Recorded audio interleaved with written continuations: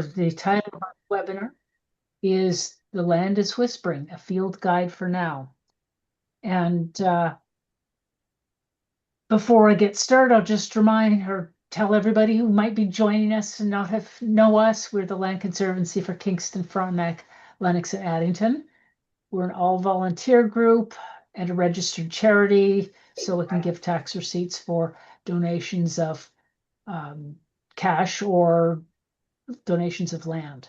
We're now protecting 17 properties and have 540 hectares of land. And our goal as the Land Trust is to provide safe havens for nature forever. It worked perfectly.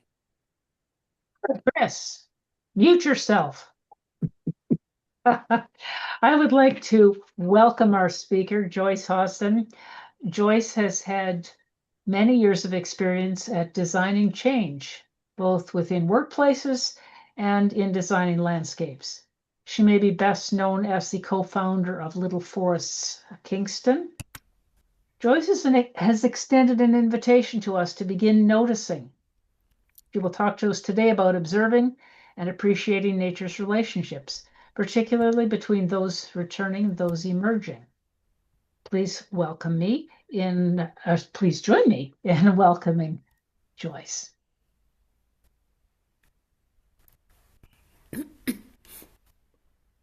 Thank you, Mary Alice. Oh, am I sharing just a sec. I want to make sure I'm just sharing my. Just the presentation.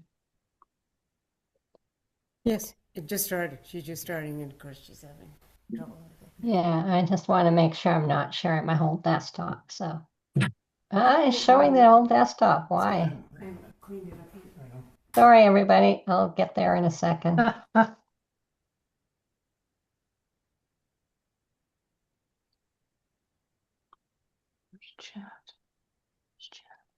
She looked like a designer. Okay, here we go. So I'm going to start by just acknowledging that we're on the traditional territories of the Haudenosaunee, the Anishinaabeg, and the Huron-Wendat. And this is not a phonology or a map of this territory. This is Pimachawin-Aki, which is in like northern Manitoba. And if you look at the turtle on the right-hand side, you'll see that the traditional calendars are of moons. They're not of like our by date calendars. And I love that, and they've been recovering language, the language of the moons, the language of the land. And they have a web page called The Land That Gives Life Calendars, Pimachowin Aki. And right now, there it would be Nikagizes, which is goose moon. Again, each Indigenous nation, each part of the country we would call now Canada would have their own calendar. And that's something that as settlers that we've really lost this sort of calendar. And so this is my experiment. I'm just starting to learn or pay more attention to phonology, the relationships that are happening at a certain time of year. So I'll just talk about a few of them today. So soil wakes with the smell of rain. If you Google the Japanese 72 microseasons, they actually have 72 microseasons. So every 5 days is a new season. And if you want it to really play with iNaturalist, you can start putting in a notice, like an attention thing of something in those 5 days that could become Kingston's own microseasons. But what does it mean the soil wakes with the smell of rain? We know that there is this smell and it hasn't happened yet in Kingston, but it should happen every day, any day, like maybe the next rain will smell that smell. And that is the smell of a chemical, which doesn't sound that exciting, but the chemical is called geosmin. And geosmin is Greek for earth and smell. So geosme, so earth and smell. And it's the result of this little teeny creature that you see here. And this is a snow flea. And the picture was taken by Michael Rentz, who teaches at the University of Ottawa. And snow fleas, and this is a different flea. This is a springtail. So a snow flea is actually a springtail, which is this little teeny tiny arthropod. And there's a whole bunch of different types of springtails. And the streptomyces, that's a bacteria that the springtails eat, and that's the same bacteria that is used to make things like penicillin. And then this little creature releases the spores. They transport the spores around. So really, one of the first things of spring is, and if you're really lucky or really can pay attention, you might notice these little black, they're springtails, but they're called snow fleas on snow. So there's still a I'm little bit of snow. listening to a webinar There's maybe mute those from the people if you've got the Conservation host duty. So Mary Alice, if you can mute people. Conservation Authority. Mute, mute. Yeah, Okay, so just look I through will. to see who. Okay, so yeah, keep an eye out for these little black snow fleas or springtails. And these are the little compost ones. There's only a couple. If you check iNaturalist, I found a couple of on iNaturalist, but almost nobody notices them. So look closely. And here, somebody spotted them on leaves, but mostly at this point, starting in spring, they're underground. They're got their next generation coming. So you're not, and they don't know why they come out in winter. So they don't know much about these little creatures. Now the next one is wood frog, who is just thawing right now. And this is a wood frog picture I took a couple of years ago. And just listen to the sound. They sound like they're quacking, aren't they? They have a very odd sound, but they're frozen. Like 70% of their moisture is all frozen in winter. They thaw right now, and then they head for the nearest vernal pool. And this is one that I took last year on Wolf Island. And at the time, I didn't know what the heck it was, that sound. And somebody on iNaturalist ID'd it for me. So vernal pools are Latin of spring or belonging to spring. Vernal pools, and people don't tend to map these on iNaturalist. I was trying to take a look for it because there was a vernal pool, a couple that I visited over in Miles Square area. And that's where wood frog was. That's where the spring peepers sing every year. And they're a really key ecological, I don't know what you want to call it, an ecological habitat. And yet we don't pay attention to them and we pave them over. So start noticing vernal pools, start mapping them. And these are the egg masses. And because I didn't know what I was doing, I didn't know to go look for these egg masses. And they lay them all in a couple of days.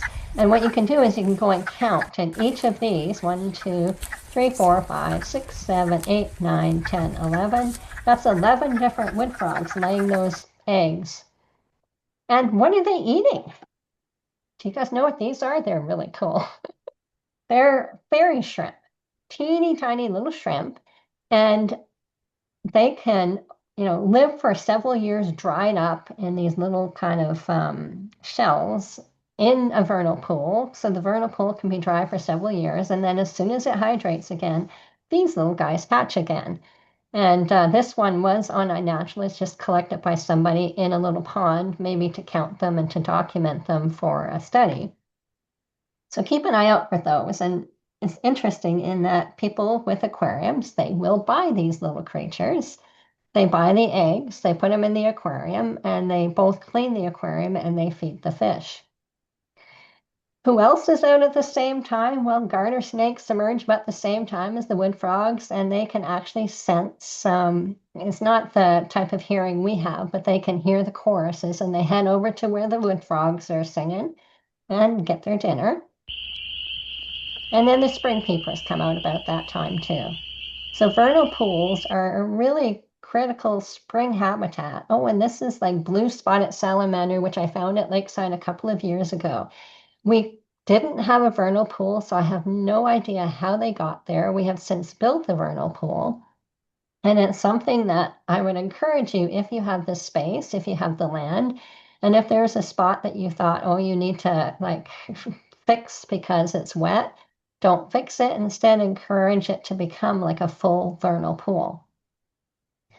Map the vernal pools, the relationships, and their life zones. And you hear the word buffer zone, that a certain area needs a buffer zone.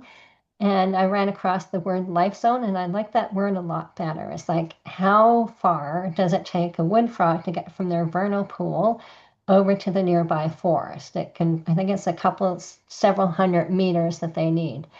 And right now, at this time of year, there's people that go out, and in the evening, they go by the roads and they rescue the little frogs and the little snakes and the salamanders that are crossing the road to get to their vernal pools. Next one would be wood duck moves in. I'm not going to talk about wood duck, but that is like, look at this wood duck is on a wood duck box in right near a wetland area. There is a real shortage of boxes for wood duck or cavities for wood duck, and wood duck is just arriving in our area right now. You can see down here, March 28th to April 4th, you see these dots on the Migratory Bird Explorer. So wood ducks just arriving in our area, and they're looking for a cavity to nest in. Will they find one? Well, here's the set of mergansers. They're also looking for a cavity to nest in. And this is a wonderful little series from Andrew Ratcliffe on Facebook. And he took a picture of these mergansers kind of eyeing a hole. And then one of the females went and checked it out. But pileated woodpecker wasn't done with that hole yet. Pileated woodpecker was just excavating that hole for themselves for this year. So every year, pileated woodpecker excavates a cavity for their own nest. And then following that, for the subsequent years, mergansers, wood ducks, 30 some other birds and mammals rely on those holes. And these are considered a keystone species. So this particular pileated, they're excavating they're quite noisy creatures, excavating for carpenter ants. 70% of their diet is carpenter ants. And this is another cavity. This is a tree in Miles Square that I documented. And this one would be, I think it doesn't really look like an ash from the bark. But this would have been one that the pileated is working on. And they do 3 different types of cavities. We've seen 2 so far. We've seen their nest cavity, and we've seen what they dig out for the carpenter ants. The third type they do is called their roost. And so they do a number of holes in the tree, and then they'll roost over there in the winter when it's cold out. They use it as a roost. But then this becomes really important habitat for things like little brown bat. So there's a whole nother set of creatures that use these holes at that point. And this is a Kingston Field natural study of the Kingston area. And you'll see all of these little sightings of the pileated woodpecker, and you'll notice, so this is Miles Square, and then these are probably all sightings of a pair that lives around there. Lemoyne Point, another wooded area. You'll see they're all around the wooded areas. And keep an eye out. I'd say, these are keystone species. This is a great diagram from Cornell's All About Birds. And you can see all of the different beings that it supports. So record pileated nests. That's something I would really advocate. Go out there, notice where pileated is both doing their roosts, because you never know who you will find in the roosts, and go and see if you can find the nests, which might be hard because the pileated travel over a fairly wide area. But if you find a pileated nest, they are protected under the Canada's the Migratory Bird Act, as a level 1 protection, which means for 3 years that nest can't be disturbed, because it's not just for the pileated, but it's for all the wood ducks and everybody else that nests thereafter. So it's a really, really important habitat for migratory birds in general. And I just had to put this one up of the sumac because this time of year, there's not much food out there, and so many birds rely on the sumac, so appreciate the sumac. Mottled leaves on forest floor. Everybody here probably recognizes the trout lily. This is a patch of white trout lily, which there's a couple of patches that I know of that are fairly extensive. What's super interesting about trout lily that I just learned when I was working on this was their relationship with sugar maples. Now, I don't know if you can spot in, and this is not my picture, this is somebody, an eye naturalist, but see all of these trout lily leaves underneath all of these maple seedlings? The trout lilies are just dying back at this point, and the little young maple seedlings are really just leafed out. What's happening is that there is a mycorrhizal relationship between trout lily and the maple seedlings. So the trout lily, once they're dying back, they're giving all of their carbon to the maple seedlings. And then in the fall, maple seedlings share their carbon back to trout lily. So there's this very, very strong relationship between trout lily and sugar maples. And then there's a few bees, trout lily bee, which again with phenology, it's like who is out the same time as trout lily? And I put an iNaturalist phenology, and you can see here, they just be coming out right now. And when I went back to get my pictures of trout lily, what did I discover? Last year, I've been sitting there trying to take a picture of this bee and this trout lily. So I took 3 pictures of the bee, and it turns out I got good enough between the 3 pictures that iNaturalist today was able to say, yes, that's a trout lily mining bee. So that was pretty exciting.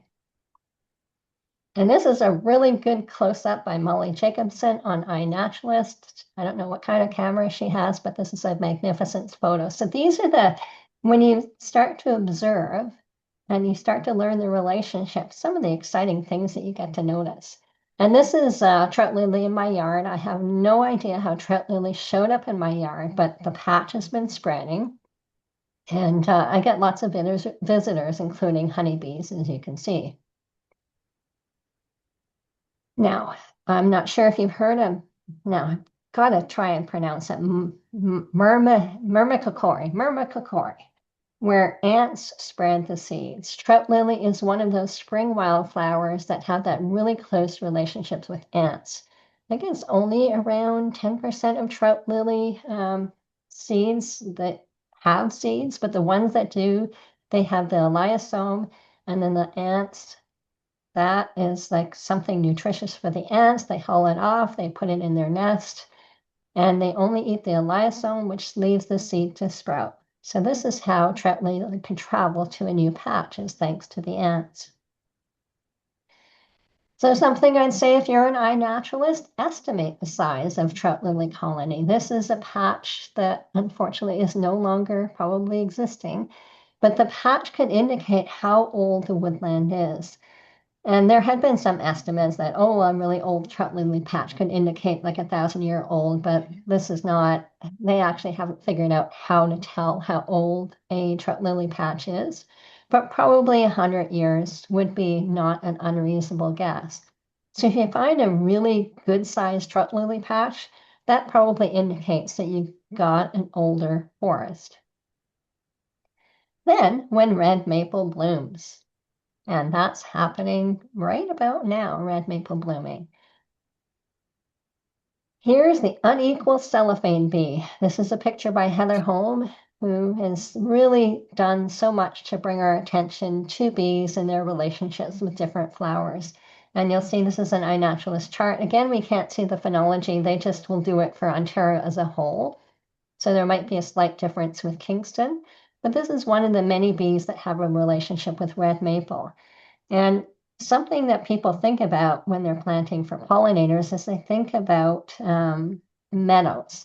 But really in spring, by far the most important are the trees, and red maple being one of those trees. And this was, again, from Heather Holm. And she says, go hang out by a south-facing slope if it's sandy, and you'll see all of these are the cellophane bees getting ready to nest. Milwaukee mining bee is another bee that has a special relationship with red maple. They will use other flowers, so this isn't a red maple flower, but they do really enjoy the maples. And this is a very wavy video that I took, but just a sec, here we go. Here comes Bumblebee. So Bumblebee, last year I was out, and it was right about now. I think it was just at the beginning of April. I'm looking at the date. It's March 29th. And I saw my first bumblebee, and I thought, the only thing blooming is a Hanukkah. What's that poor bumblebee going to eat? And then I looked up, And there was a red maple there, and I'm like, okay, duh, yes, the red maple. So the bumblebee's out, and they're really relying on the red maples, they're relying on the pussy willows, they're relying on these other things. Now, that hole there, I learned to watch for those bumblebees, the big fat ones that come out in spring. Those are the queens, and they're looking to where they do the colony for this coming year. And that had been a spot right outside my back door where I had buried some wood, a hugel thing, and then the chipmunks had moved in. Well, it turns out these little chipmunks are like any rodent hole. The bumblebees, what they're doing when they're scanning the ground, one of the things they have a special, I don't know, scent awareness of urine, of rodent urine. So they will seek out mouse holes.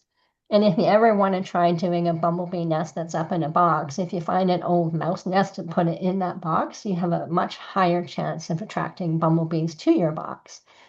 Chipmunks don't want to share the hole, so the bumblebee needs to find an abandoned hole. But you can see how big the cavity is. So this is a really good safe spot for bumblebee. And then the red maple seedlings. So the red maple seeds really soon after, this is an April 24th I naturalist shot from London, Ontario. So it might be seeding just a little bit later here. And then those seeds are really important food for so many birds, but also for that chipmunk. But I'm going to just say something here.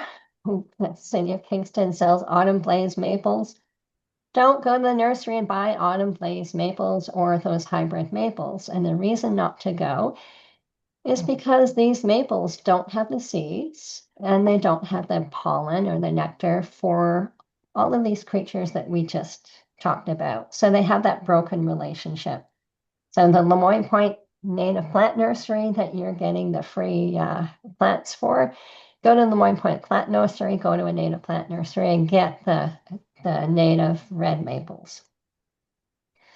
And then camp out under a blooming red maple. This is Heather Home again. And those are the cellophane bees on the red maple flowers. And it can be hard to see up, and we don't think to look up for the bees. But this spring, try looking up to see the bees. And the last one is the opening of the sap wells. And this is yellow-bellied sapsucker, and they're just arriving here about now. And there was one actually that worked a tree outside my front window very heavily a few years ago.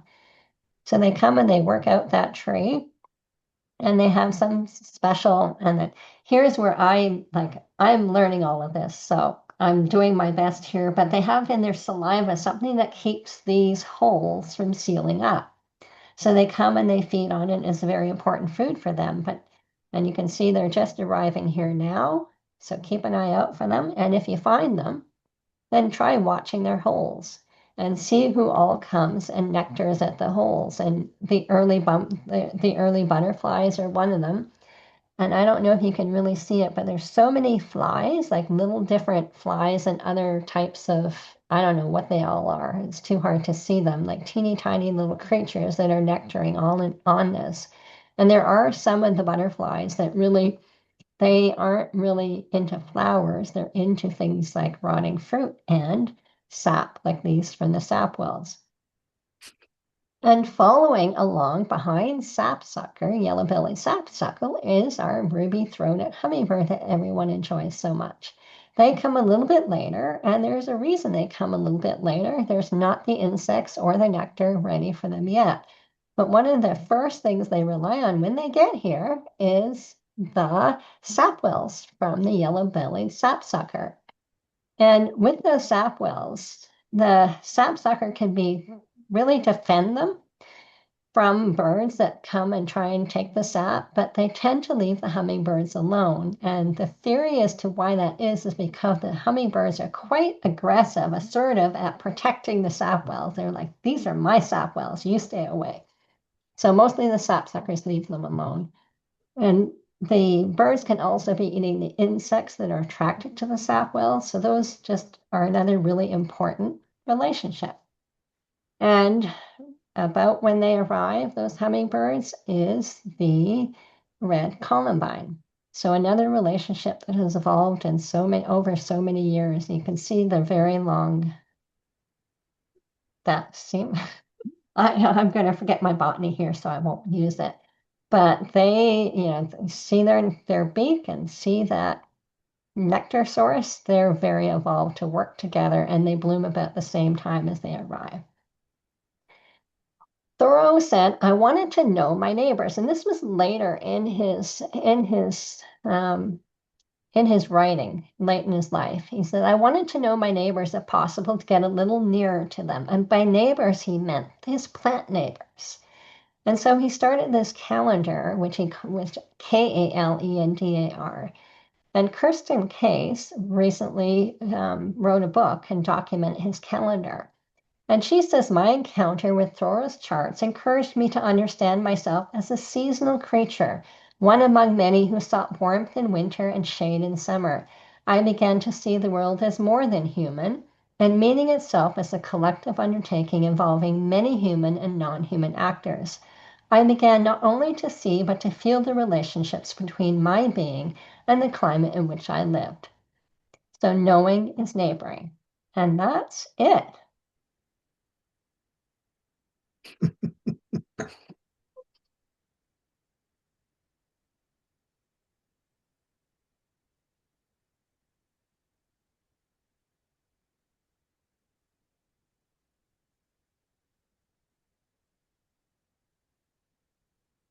Thank you, everybody, for those very nice, those little things that zoom at it to allow you to say things. It's kind of nice, isn't it?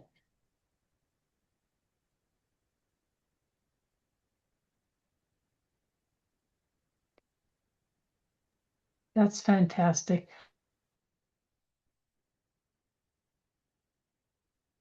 Anything else, you'll have to unmute. So There. Okay. Sorry about that. All I've got right. everybody muted. So Excellent. Okay. I don't have to. I did not see stuff in chat. I better pull chat back up again just so I've got it. I didn't see questions. I do see someone has commented knowing his neighboring such a powerful idea. So a few questions are I'm just going to comment on coming that. in. Like If you the have idea of questions, neighboring. Sorry, I'm just going to comment on the idea of neighboring. Like I just found that phrase just yesterday, I think, the knowing is neighboring, and Kristen Case's book, which I'm going to have to get her book. But I have been starting to refer to sometimes, trying to say how to call, like not nature, not species, not, and then all the relations, land trust. One phrase that I've learned is ecological kin, but that, sometimes that works in context. And then sometimes now I'm using our more than human neighbors. So I started using that phrase a few weeks ago, our more than human neighbors or other than human neighbors. And then now finding knowing is neighboring. Like, how do we get to know all our neighbors? We share our cities, we share our land. We're just one of the many creatures on this land. So yeah, this is where I've really been evolving to in my own, I don't know what you want to call it. I've got a couple of questions here about trout lilies, Joyce. Kim has asked how you can get the trout lily patch to expand. I so I'm not, and maybe there's somebody on the call that might know more than me about this, but they do have they have this little, and I just learned this a couple of years ago. These little white, if you look, they have these little white stolons, and those stolons, they expand a fair amount with the stolons. The thing that I couldn't find, and I haven't done enough research yet, is whether those stolons result in trout lilies that bloom or the single leaf trout lily that doesn't bloom. Um, I would, just, I would just let them be. I think they'll expand. And if you don't like ants and trying to get rid of ants, like don't do that. Leave your ants be, because those ants are really important in helping all of these our native woodland flowers to spread. So yeah, welcome the ants. In South America, they were trying to establish some forest, and they actually transplant some ants to the forest.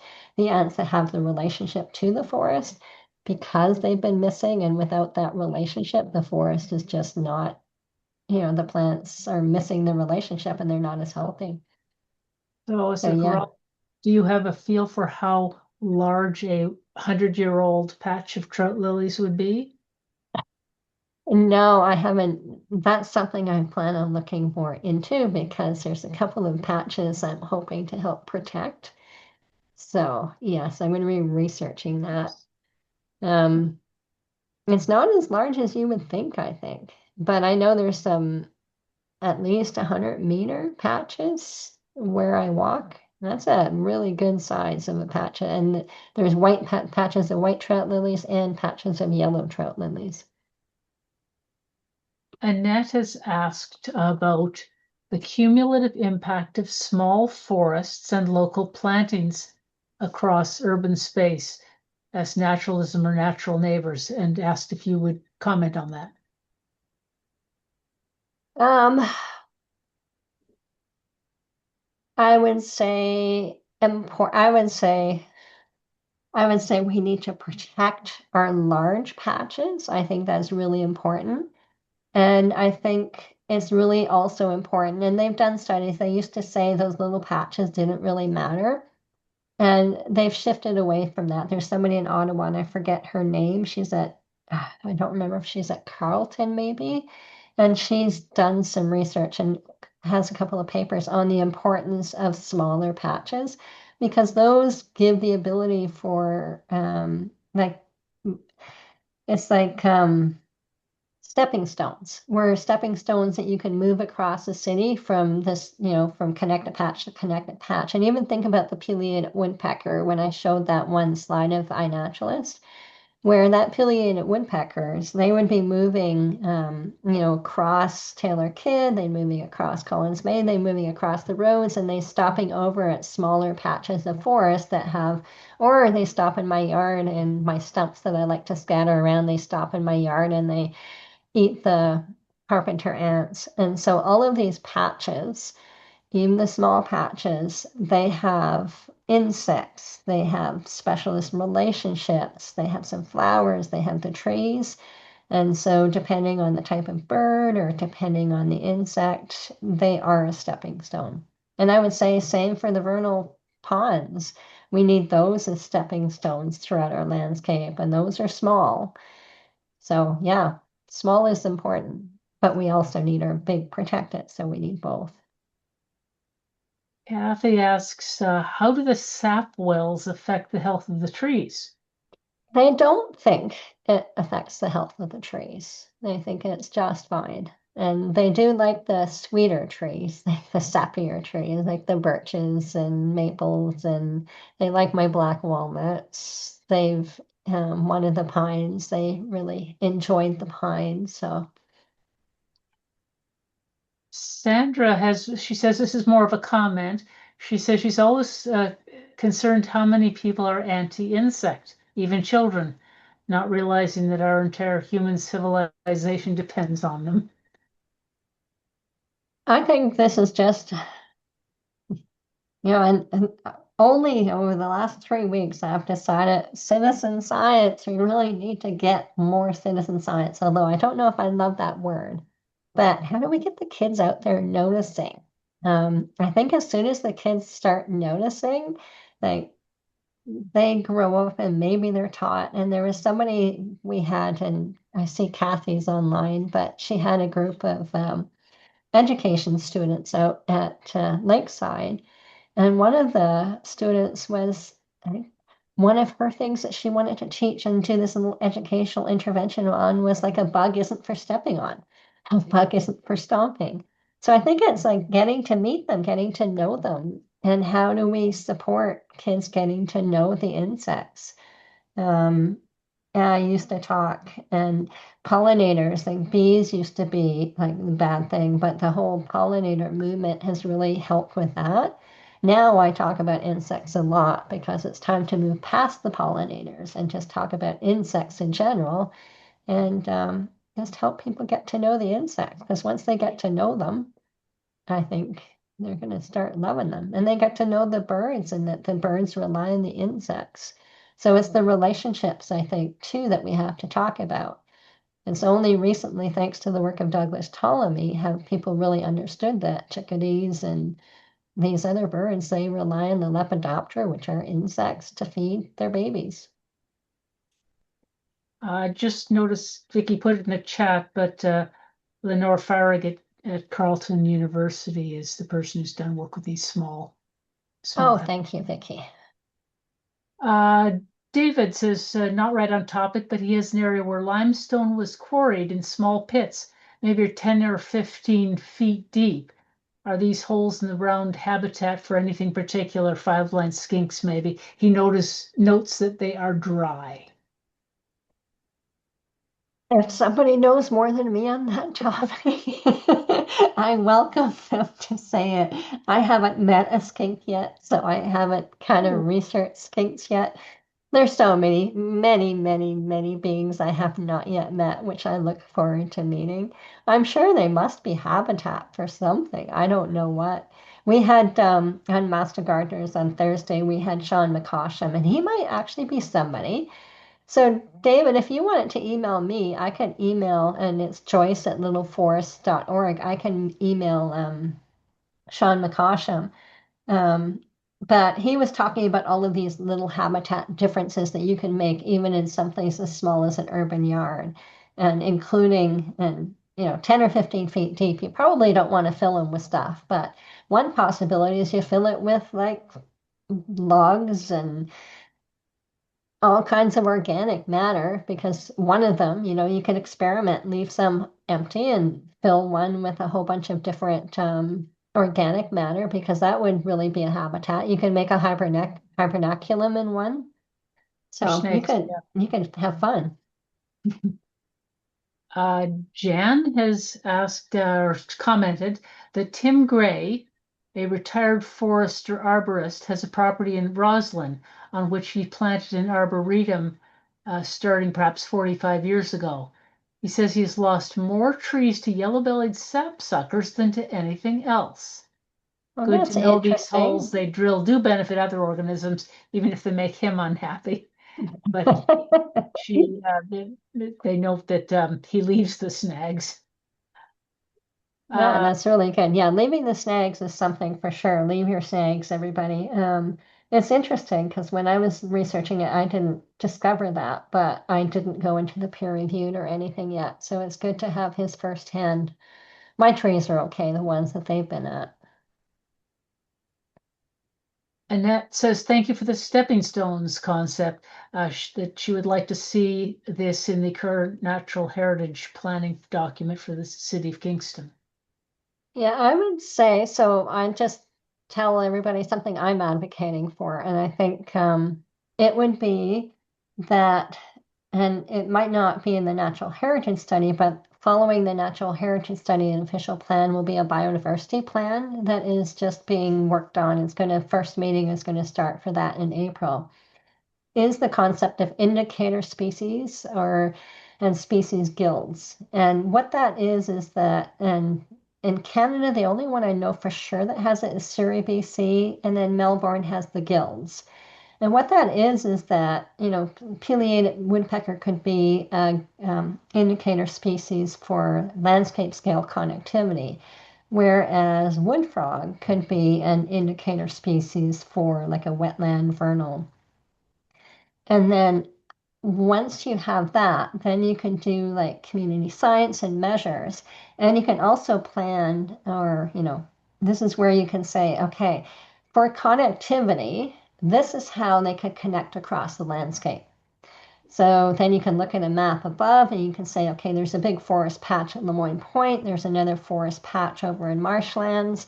So who can make it through? And if one of our indicator species is I don't know, if we're trying to support blue spotted salamanders to get across, well, not so much a forest patch, then we need a couple of stepping stones there. So that would become a useful lens to help plan that. So that is something I'm advocating for, is the indicator species framework. Kathy's just noted, and I don't know if everyone's seen it in the chat, but the Lakeside Community Gardens at the corner of Days Road and Front Road is the lakeside that you're referring to. Yes, sorry about that. Thank you, Kathy. Yeah, and just speaking of the stepping stones, so Lakeside, and we're going to have a World Migratory Bird Day event there on May 9th from 10 till 1. And we're going to be highlighting some of the birds of Lakeside. And we put up a number of boxes this year. But a bird that won't be there's two birds that for sure won't be there. One would be chickadee and one is cardinal. And the reason that they're not going to be there is because they can't cross the road. They can't cross Front Road. They can't cross Days Road. The roads are too wide. Both of those birds, they need, I think it's maybe 30 meters. So they need like shrubs and trees along the edge of the road, or what some cities would do would put down the boulevard trees in the middle so then the birds could get across. So I'm not sure yet how the birds will get to Lakeside. I hope one day they find a way. But that goes back to the stepping stones concept. And by understanding the different, how far and why they travel, then we could design our cities better to support them. Harry's asked, I'm fortunate enough to live on 3 acres north of Kingston. Much of it is treed fairly densely with maple, poplar, and some coniferous. The understory seems to be lifeless. No trout lilies, no fungus, no hepatica, just dead leaves. Is there anything I can do to foster more diversity? Oh, so I'm not an expert in this. There is, and I was reading his book. What's his name? The So I don't remember his name, but I guess there's a number of questions would be like, how old is the forest? How closed is the canopy for the forest? So if, depending how the forest was, maybe it was a coniferous forest that was planted densely, but you're saying got maple, poplar, coniferous trees. Is it deer? Actually, deer, do you have deer? There's a question. Do you have deer? That would be a big question. Because I think another question is, what was the land used for? yes, Because it's like, what was the land used for? How was it replanted? Because if it was replanted, by humans in like more of a, you know, whatever way, but deer are infamous for basically eating the entire understory. So if you've got a deer population, and I had been on an ecological landscape classification course 2 years ago, and I forget the park, and I don't think they publicly announced that they were going to do this, but they harvested a number of the deer from the park and then fenced off. And the recovery of the understory was incredible. So what's happened is we've lost the predators. So the deer have exploded in population, and they really do eat so much of the understory. But yeah, it's like what was the land before? Is there any way for the different, the trout lilies and hepatica to get to the land? Like ants aren't going to travel that far. So if there was no trout lilies, I mean, I don't know how the trout lilies showed at my place. Maybe they seeds stuck to my feet one day on the way here. I don't know.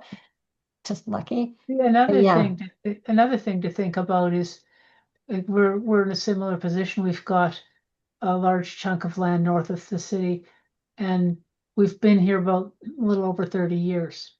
And during that time, the woodland portions, which had cattle pastured on them, have very, very gradually this started. So I think it was a seed bank, but we've gradually seen the wildflowers coming back. right. But the Yeah, compaction of the soils can take a long time to the compaction of the wait. soil. I'm sitting here also wondering about the microbial diversity of the soil. Oh, that's a good point. So something that we do when we plant a little forest, and we have handfuls of really healthy forest soil, and we put that in a bucket, and so the microbes can spread out a little bit more, and introduce that with the little trees, because without the micro and that relationship that I mentioned between the young maple seedlings and the trout lily, that is a relationship that is probably lacking. And if we don't have the microorganisms and we don't have the mycorrhizal, that will take, that forest, maybe bringing some of that in might help reestablishment. And then, yeah, if there was no seed bank, with, as you said, with it was pasture and there's no seed bank, that really. Kathy's Damon has skinks around his garages. Wow. I gotta meet a skink one of these days. Before we leave Carrie's question, Kathy's mentioned Ethan Tapper's book, How to Love a Forest, and that might be a helpful resource. Yes, that was the book I was trying to remember. Okay. Because it's a really sad, it's a really sad book because of, everything that's happened to our forests. And he's out there with his chainsaw, cutting down trees, making gaps in the canopy, thinning things out so that the forest that he is stewarding can be as healthy as the forest can be, because humans are a keystone species, and because there's so few others that doing that work. Yeah, so definitely look up Ethan Tapper. He was the person I was trying to remember. Yeah. Oh, and I see Nancy mentioned snakes hibernate in holes between limestones. So for the person that had those holes in his limestone, maybe go. Yeah, David, and he's the one who's David. saying they have skinks around the garage. We have them in our basement, and skinks rest. Rosemary's pointing out they nest in rotting logs. So, yeah, giving them some habitat is a good idea, and that might be perfect for some of those holes. All right, Carrie says a mature hardwood forest near us looks like it doesn't have high diversity, but it likely just has a different life. Like hepatica flowering very soon. It doesn't have trout lilies, trilliums, and other ephemerals. Yeah, I mean that's a good Carrie probably point, is like getting to know the forest. Like every forest is going to be different. So not judging the forest on like a carpet of trilliums or a carpet of trout lilies. Who is there in the forest? And there's diversities of mosses, there's diversities of ferns. There's so many, many, many, many different plants and creatures that you never know. Maybe there's like a whole world there that we just haven't noticed. Joyce, would you consider sharing your email? David's offering his email if you want to take note and email him, Okay. but he'd like to get in I touch. just typed mine in the chat, so David. Okay, yeah. perfect. So David, you can grab it off the chat. Oh yes, Rosemary's pointing out how much deer like trillium. And Kathy's added that Ethan Tapper has a YouTube channel. When you see him on TikTok, he's very connected on social media. Yeah, and there's somebody else. I'm trying to remember his name. Maybe if I right now I'm blanking on everything. But yeah, Carrie, it's a sad book, but it's also a beautiful book. Really, really well written. You can tell his love for the forest. So it's sad but beautiful. It's sad, but hopeful too. Like he has a lot of positive approach. Yeah. Yeah, our forests are changing and they will change. But that doesn't mean they won't be beautiful and lovely, and they'll be different. And we can do things to help. All right, well, it's just about 5. So I think we'll leave this now unless anyone has a last question for Joyce. Or Joyce, would you have any last words for us? No, just go out there and notice. Just go out there and notice. And I would say, like, if you haven't been using iNaturalist, I would say start. And there's like this note section, which I've never really used, but look up 72 microseasons, Japanese microseasons. Think about how poetic some of them are, and then go and start like in iNaturalist and visit like the same red maple like over, and I'm saying like 5 times in a row, but just go visit repeatedly and notice like the buds are swelling. Now the buds are opening. And when you notice the buds opening, maybe look around and see who else is there, who else is visiting, and then put a note about that. And then over time, that helps build up our phonology for here. And yeah. And then I'm going to come looking in iNaturalist and find them all and use them in presentations. It'll be so exciting. I'm going to give the last question to Colette. She says, I saw one of those salamanders you showed, a blue spotted salamander, on my land not too long ago. I have a half-acre of transitional meadowland with a fringe of forest. I'm across from an established pond with a floodplain. How can I encourage the salamanders? Well, they like it moist. So like the one I found in Lakeside was in like we had, I don't know, 12 inches of wood chips there. So it was hiding underneath all of the wood chips. If if you're across from a pond with a floodplain, is it across the road from a pond with a floodplain? Across the road from a pond, then I would go and actually check in the evening to see if there's salamanders crossing the road and help them cross the road. I don't know if you can get something underneath the road, but that would be one. But the moist and then the decaying wood, if there you saw one of that, it's on your land, transitional meadowland, fringe of a forest. So they would be going, I don't know if they would be going to the forest. The wood frogs go to the forest, not the salamanders. But the So Colette, I salamanders, don't know. I the don't know. salamanders spend most of their time in that forest under the soil. So maintaining the health of that forest is going to help them absolutely for a good stage of their life. Yeah, and if you're out, like Colette, you're in Prince Edward County, so you're not raking up leaves or anything. You're leaving all the leaves. I would be careful around soil or anything you bring in, not to bring in jumping worms. That would be something I'd really, prevent the jumping worms would be one I'd say. Yeah, wow. All right. Well, thank you very much for this, Joyce. That was really interesting. Got a lot of comments.